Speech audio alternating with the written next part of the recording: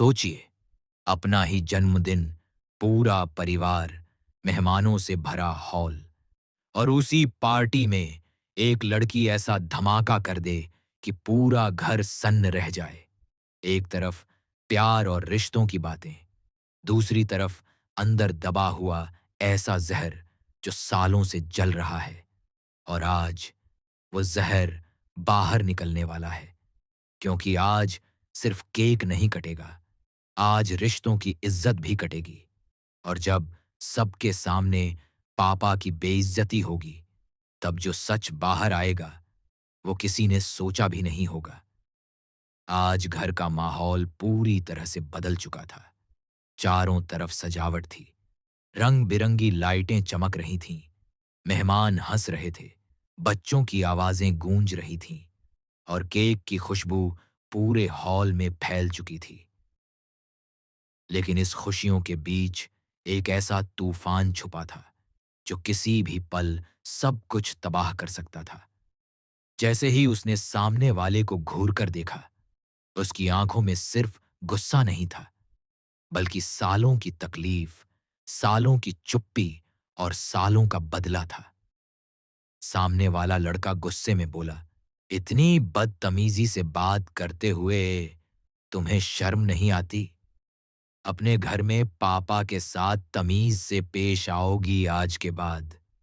उसकी आवाज सख्त थी, लेकिन लड़की की हंसी और भी ज्यादा खतरनाक थी।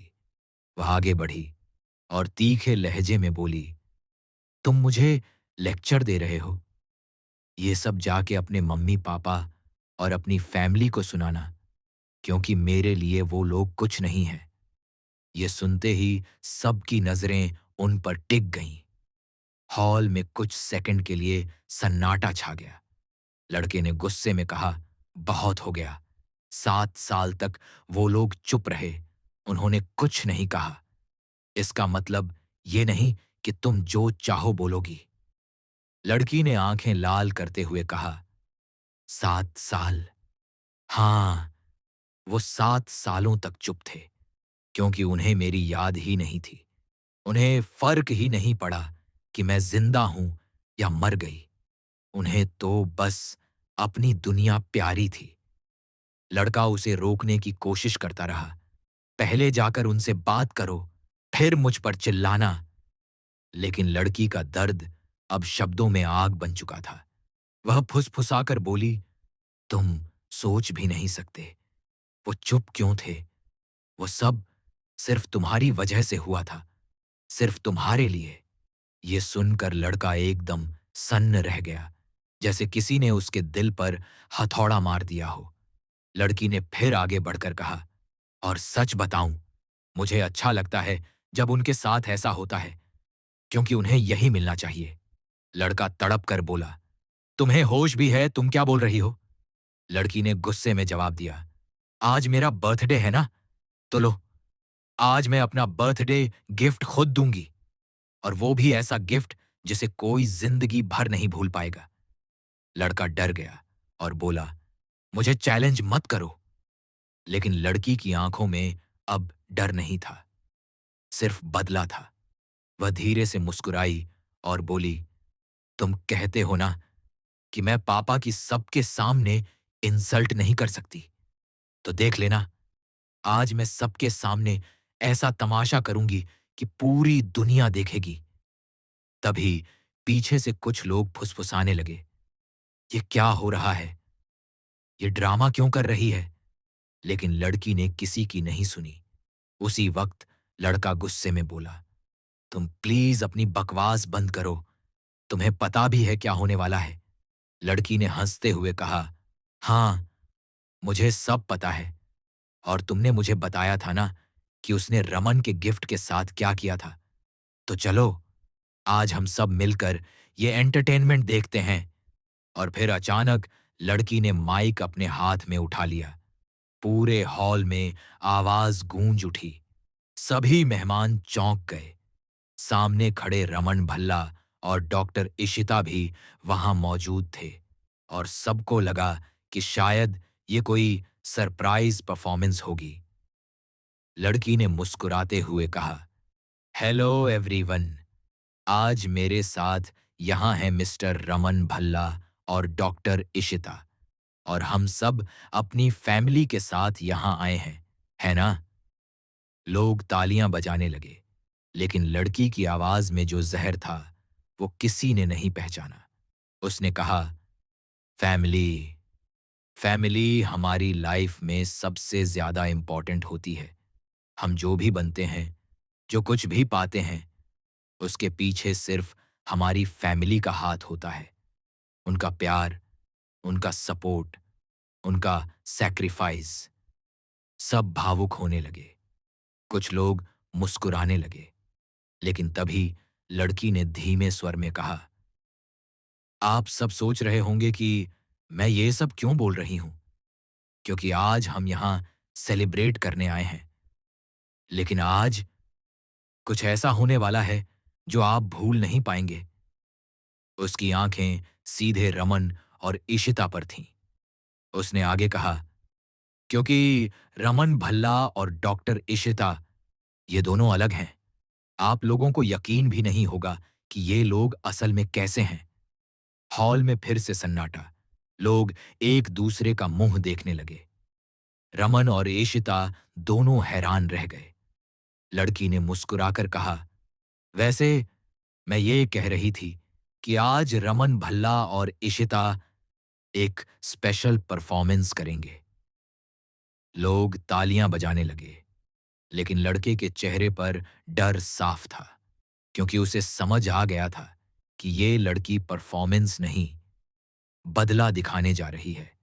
और तभी लड़की ने धीरे से कहा, परफॉर्मेंस ऐसा होगा जिसमें सच सामने आएगा, और आज कोई भी अपने रिश्तों को बचा नहीं पाएगा। उसके बाद वह धीरे धीरे आगे बढ़ी, रमन और ईशिता की तरफ, और उसकी आंखों में एक अलग ही चमक थी, जैसे वो अपने सबसे बड़े हथियार को इस्तेमाल करने जा रही हो। तभी लड़का उसके पास आया और धीमे स्वर में बोला, एक बार इधर देखो, प्लीज। तुम भी बदलने की कोशिश करो, जैसे मैंने किया था।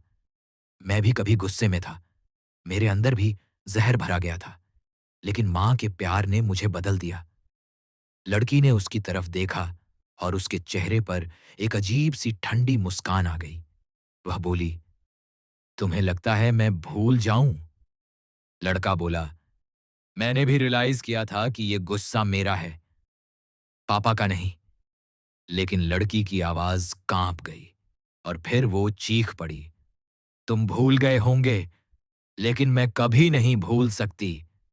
हॉल जैसे ही लड़की की नजर सामने खड़े पापा पर पड़ी, पूरा हॉल अचानक शांत हो गया, मानो हवा भी रुक गई हो।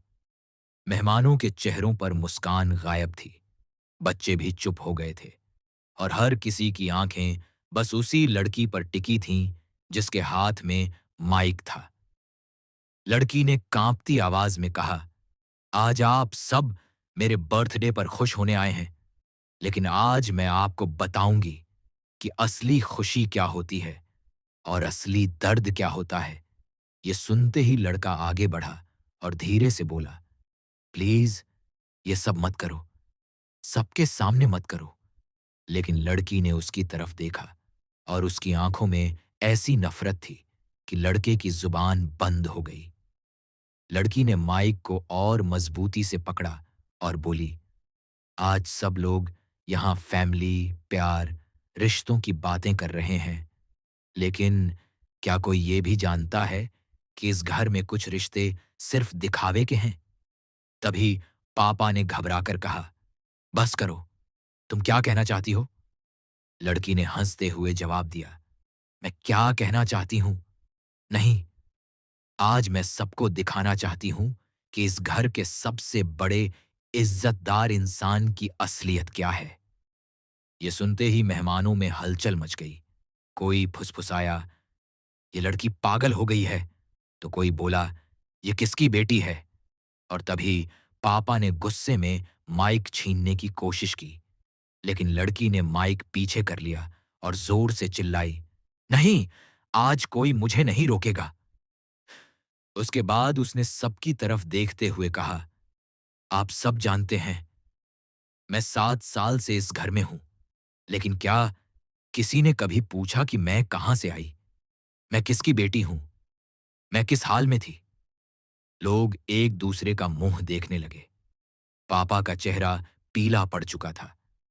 लड़की ने धीरे धीरे आगे बढ़ते हुए कहा, आज मैं आपको बताती हूं कि मेरी जिंदगी की शुरुआत कहां से हुई थी। नदी के किनारे से। पूरा हॉल एकदम सन्न रह गया। लड़की की आंखों में आंसू थे, लेकिन आवाज में आग थी। वह बोली, उस रात बारिश हो रही थी, चारों तरफ अंधेरा था और एक छोटी सी बच्ची जो मुश्किल से सांस ले पा रही थी, उसे उठाकर इस नदी के पास फेंक दिया गया, जैसे वो कोई इंसान नहीं, कोई बोझ हो। ये सुनकर कई औरतों के हाथ अपने मुंह पर चले गए। लड़का बुरी तरह कांपने लगा। पापा ने गुस्से में कहा, यह झूठ है। लेकिन लड़की ने उसकी तरफ उंगली उठाकर कहा, झूठ? झूठ बोलने की आदत तो आपको है, लेकिन आज मैं झूठ नहीं, सच बोल रही हूं। तभी डॉक्टर इशिता ने आगे बढ़कर कहा, तुम्हें क्या हो गया है? तुम इतना बड़ा इल्जाम कैसे लगा सकती हो? लड़की ने इशिता की तरफ देखा और बोली, डॉक्टर इशिता, आपको तो सच्चाई सुनकर सबसे ज्यादा दर्द होगा, क्योंकि आप ही तो हमेशा रिश्तों की बात करती हैं ना। आज देखिए रिश्तों का सबसे गंदा चेहरा। और फिर उसने अचानक सबके सामने एक पैकेट उठाया, वही पैकेट जो गिफ्ट टेबल पर रखा था। लड़की ने कहा, और ये रहा मेरा बर्थडे गिफ्ट, जो मेरे लिए नहीं, बल्कि इस घर की इज्जत के लिए कब्र बनकर आया है। सभी लोग चौंक गए। लड़के ने डरते हुए कहा, यह क्या है? लड़की ने धीमे स्वर में कहा, यह वही गिफ्ट है जो रमन भल्ला ने भेजा था और जिसे किसी ने बहुत खास तरीके से ट्रीट किया। फिर लड़की ने उस पैकेट को खोलने की कोशिश की, लेकिन पापा ने आगे बढ़कर चिल्लाया, बस करो, तुम नहीं खोलोगी। तभी लड़की ने पापा को घूर कर कहा, क्यों? डर लग रहा है? क्योंकि इसके अंदर वो चीज है जो आपके झूठ को मार देगी। पूरे हॉल में लोग अब पूरी तरह बेचैन हो चुके थे। किसी ने कहा, भाई साहब, ये क्या हो रहा है? किसी ने कहा, बर्थडे पार्टी में ये सब। लेकिन लड़की रुकी नहीं। उसने पैकेट फाड़ दिया और जैसे ही वो चीज बाहर निकली, सबके पैरों तले जमीन खिसक गई। वो एक पुरानी फोटो थी, एक बच्ची की, जो उसी लड़की जैसी दिख रही थी, और फोटो के पीछे कुछ लिखा था, इस बच्ची को कभी अपनाना मत, ये हमारे लिए खतरा है। ये देखते ही पापा का चेहरा सफेद पड़ गया। रमन भी एकदम सन्न रह गया। इशिता की आंखें भर आईं।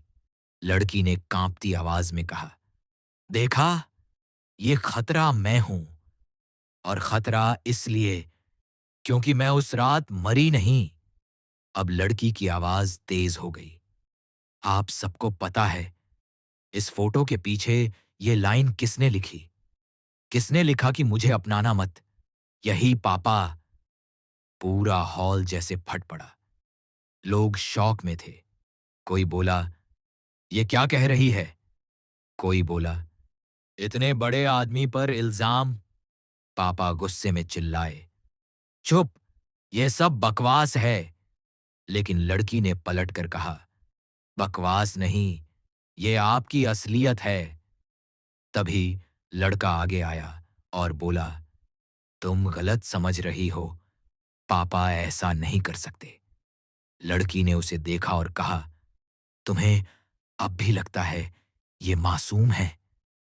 तुमने देखा नहीं, ये वही इंसान हैं जिन्होंने मुझे नदी के किनारे फेंका और फिर सालों तक मुझे इस घर में नौकरानी की तरह रखा, ताकि मैं कभी सच ना जान पाऊं। अब मेहमानों में कुछ लोग गुस्से में आ गए। अगर ये सच है तो ये बहुत गलत है, पापा ने कांपते हुए कहा। मैंने कुछ नहीं किया, ये लड़की पागल है। लेकिन तभी लड़की ने एक और चीज निकाली, एक छोटी सी चेन जिस पर एक नाम लिखा था। लड़की ने उसे हवा में दिखाते हुए कहा, ये मेरी पहचान है। ये वही चेन है जो मेरे गले में थी जब मुझे नदी के पास छोड़ा गया था, और आज तक मैंने इसे संभाल कर रखा ताकि एक दिन सबको दिखा सकूं कि मैं कौन हूं। इशिता ने चेन देखी तो उसकी आंखें फैल गईं, क्योंकि वो चेन उसे जानी पहचानी लग रही थी। रमन ने भी ध्यान से देखा और धीरे से कहा, ये ये तो। लेकिन इससे पहले कि वो पूरा बोल पाता, लड़की ने जोर से कहा, हाँ, ये वही चेन है जो इस घर की बहू की थी, जो अचानक गायब हो गई थी। अब पूरे हॉल में तूफान मच गया। मेहमानों की सांसें तेज हो गईं। पापा का शरीर कांपने लगा।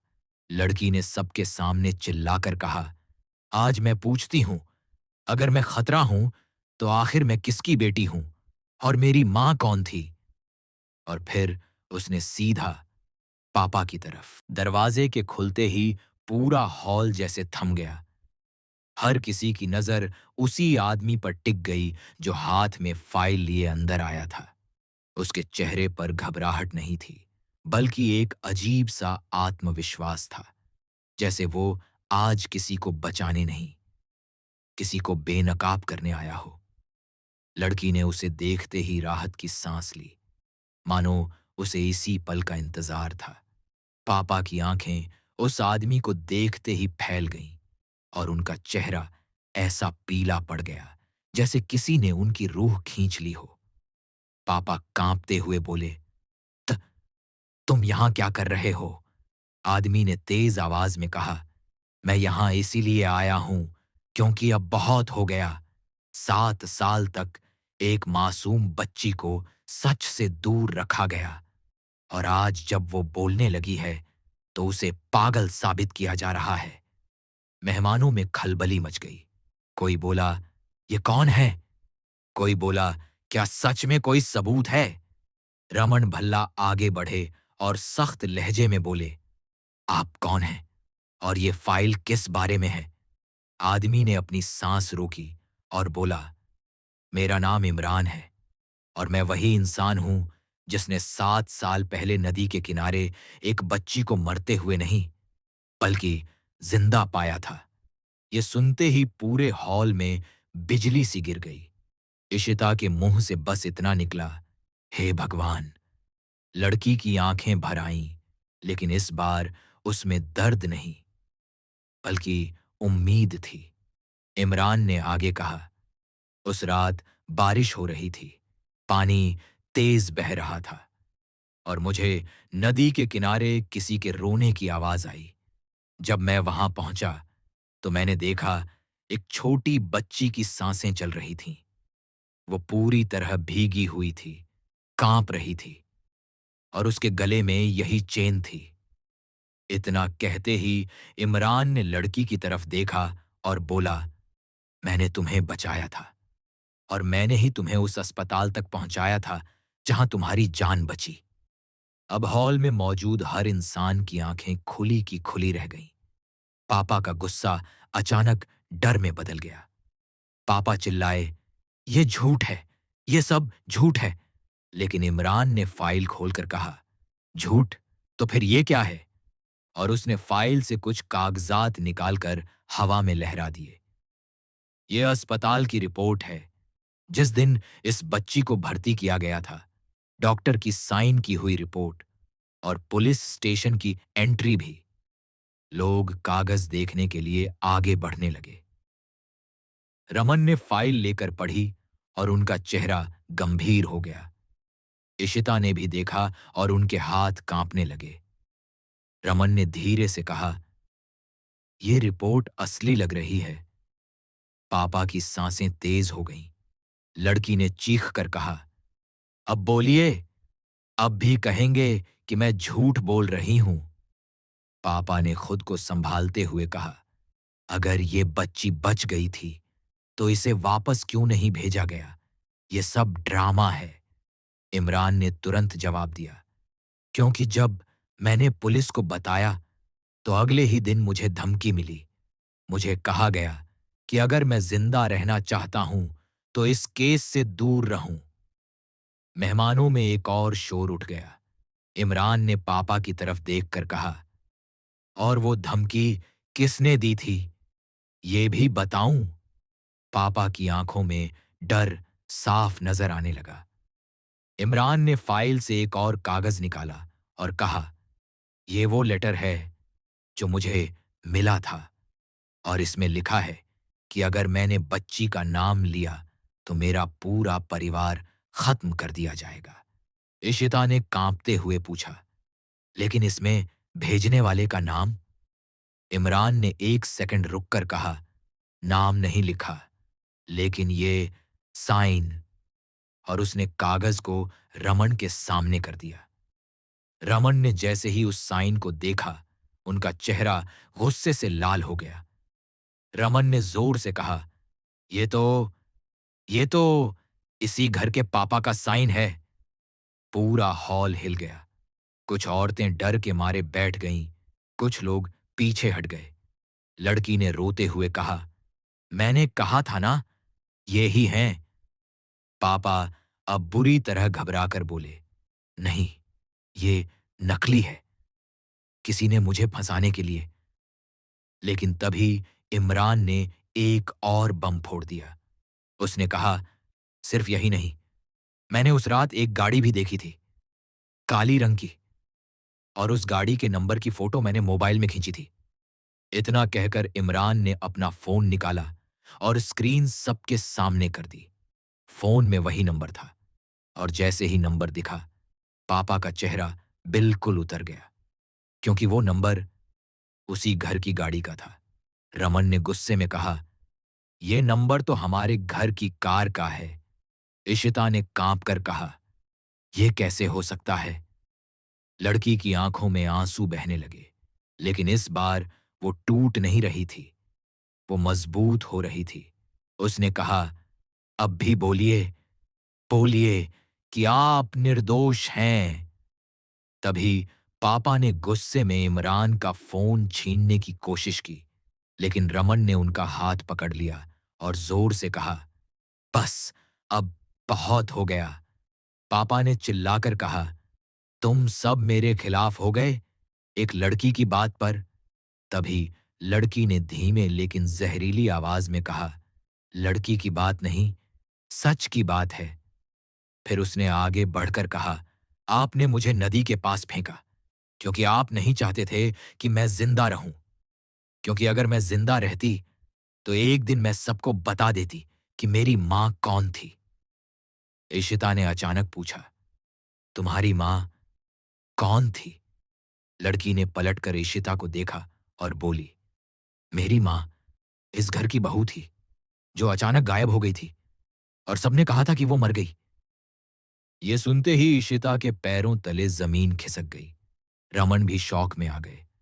पापा ने तुरंत कहा, चुप रहो, ये झूठ है। लेकिन इमरान ने फिर कहा, अगर झूठ है तो फिर ये फोटो देखिए। और उसने फाइल से एक पुरानी फोटो निकाली। फोटो में एक महिला थी, और उसकी गोद में एक बच्ची।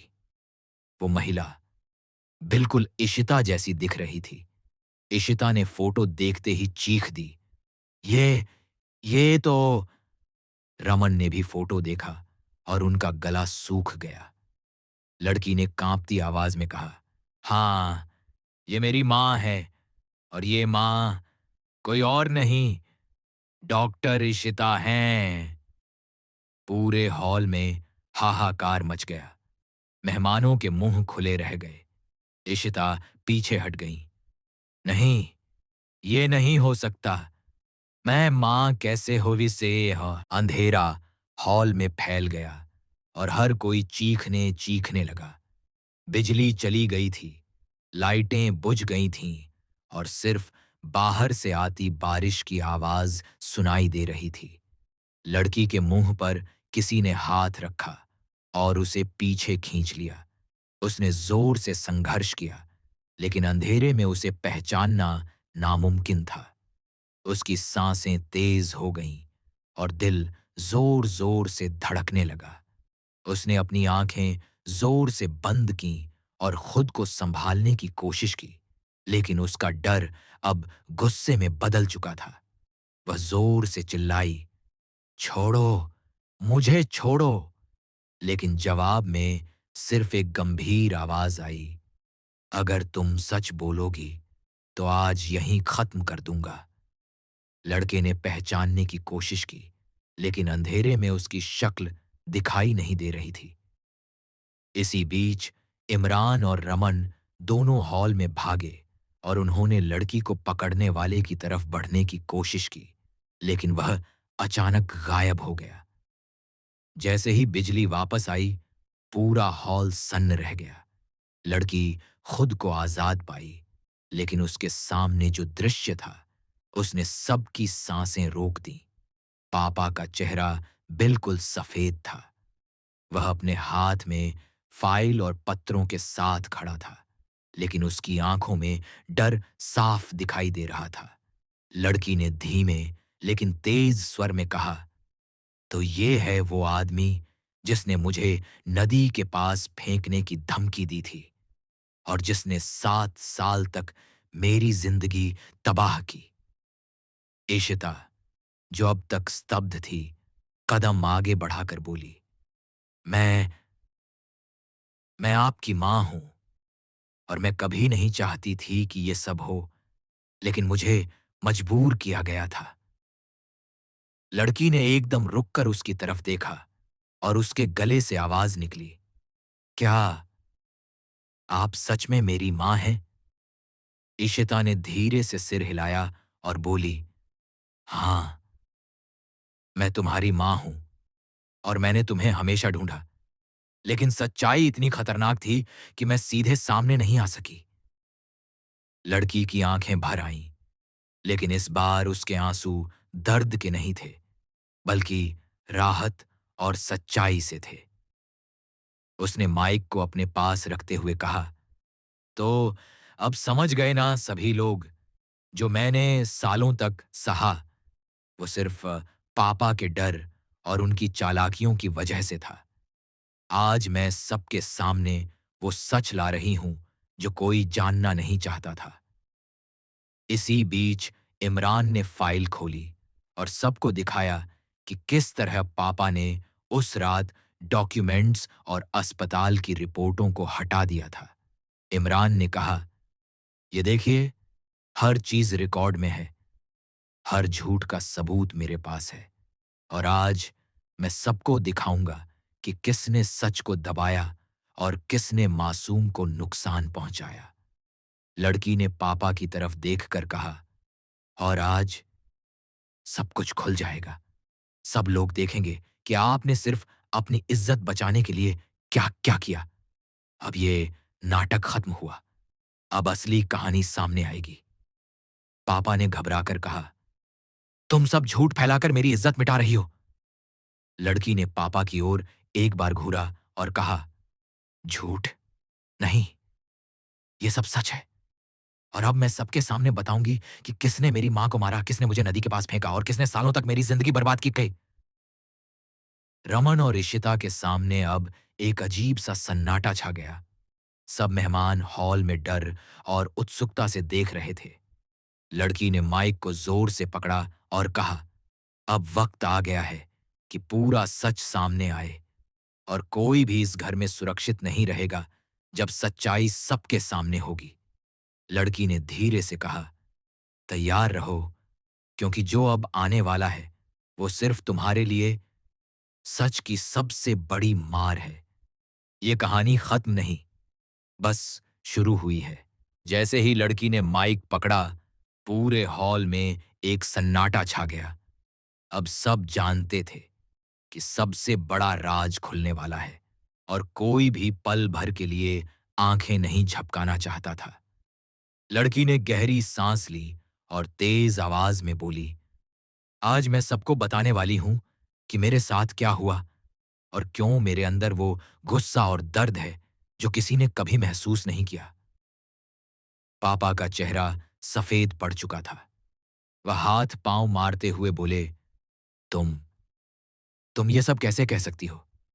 लड़की ने माइक उनके सामने रखते हुए कहा, क्योंकि अब डर नहीं, अब सिर्फ सच है।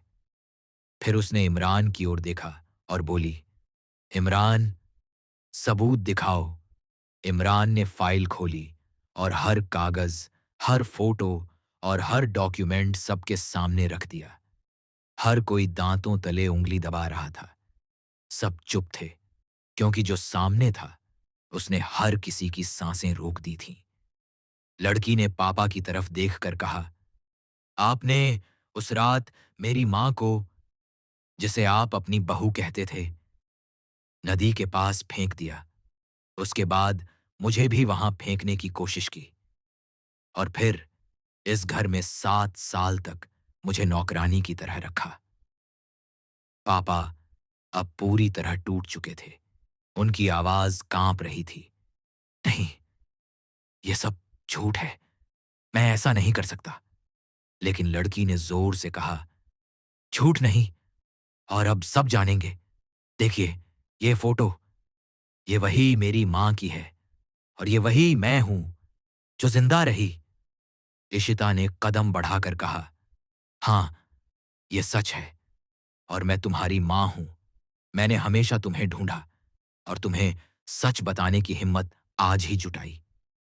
लड़की की आंखों में अब सिर्फ आत्मविश्वास और शक्ति थी। उसने कहा, आज मैं सबको दिखाऊंगी कि डर और झूठ कितनी जल्दी सच को नहीं रोक सकते। आपने मुझे और मेरी मां को बर्बाद करने की कोशिश की, लेकिन सच्चाई आज जिंदा है। रमन ने पापा की तरफ देखकर कहा, अगर ये सच है तो अब आपको सबको जवाब देना होगा। ये राज अब किसी के हाथ में नहीं रहेगा। लड़की ने धीरे धीरे माइक उठाया और हॉल में जोर से कहा, अब मैं अपनी जिंदगी खुद चुनूंगी और कोई भी, चाहे वो पापा हो या कोई और, मुझे डराने की हिम्मत नहीं करेगा। हॉल में तालियों की गूंज उठी। लोग स्तब्ध रह गए, लेकिन कुछ ने तालियां बजानी शुरू कर दी। इशिता ने लड़की की तरफ देखा और कहा, तुमने वो किया जो कोई कर नहीं सकता था। तुम मजबूत हो। लड़की ने मुस्कुराकर कहा, हां, और अब मैं कभी पीछे नहीं हटूंगी। पापा पूरी तरह टूट चुके थे। उनका चेहरा शर्म और डर के मिश्रण में बदल गया। उन्होंने धीरे धीरे कहा, मैं मैं माफी मांगता हूं। लड़की ने ठंडी आवाज में कहा, माफी अब कुछ नहीं बदल सकती। सच को आज सबने देख लिया। रमन ने पापा को घूरते हुए कहा, अब आप सबको सजा मिलेगी और सबको पता चलेगा कि झूठ कितनी जल्दी बिखरता है। लड़की ने फिर हॉल की ओर देखा और माइक उठाते हुए कहा, आज के बाद मैं सिर्फ खुश रहूंगी। मैंने अपनी मां को पाया, अपनी पहचान को पाया, और अब कोई भी मुझे डराने की हिम्मत नहीं करेगा। हॉल में मौजूद मेहमानों ने तालियों और चीखों के बीच उसे सराहा। कुछ लोग रो पड़े, कुछ हैरान थे, लेकिन अब सच्चाई सबके सामने थी। इमरान ने फाइल बंद करते हुए कहा, अब सब सुरक्षित हैं और ये लड़की जो आज अपने डर और दर्द को सामना कर रही है, वो असली हीरो है। लड़की ने मुस्कुराते हुए कहा, सच हमेशा सामने आता है और अब मेरी जिंदगी मेरी है। कोई भी झूठ या डर मुझे रोक नहीं सकता। और इस तरह 7 साल की चुप्पी, नदी की रात, पापा का डर और परिवार के राज, सब एक साथ उजागर हुए। लड़की ने अपनी मां के हाथ थामे और कहा, आज हम दोनों जिंदा हैं और अब कोई हमें तोड़ नहीं सकता। हॉल में खामोशी थी, लेकिन उस खामोशी में भी एक नई शुरुआत की गूंज थी। सबने देखा कि कैसे सच्चाई और हिम्मत सबसे बड़े झूठ और डर पर जीत सकती हैं।